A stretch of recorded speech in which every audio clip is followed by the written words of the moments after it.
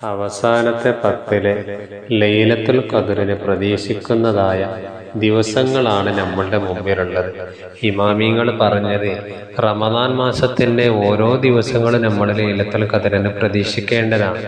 ബഹുഭൂരി പണ്ഡിതന്മാരും പറഞ്ഞത് റമദാൻ മാസത്തിന്റെ അവസാനത്തെ പത്തിലെ ഒറ്റയുള്ള ദിവസങ്ങൾ 21, 23, 25, 27, 29 എന്നീ ദിവസങ്ങളിൽ ലൈലത്തുൽ ഖദ്ർ പ്രതീക്ഷിക്കേണ്ടതായ സമയമാണ്.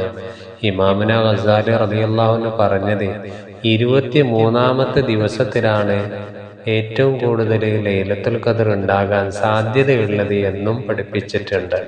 അതുകൊണ്ട് തന്നെ വരുന്ന ഓരോ ദിവസങ്ങളിൽ നമ്മൾ ലൈലത്തുൽ ഖദ്റിനെ പ്രതീക്ഷിക്കുകയും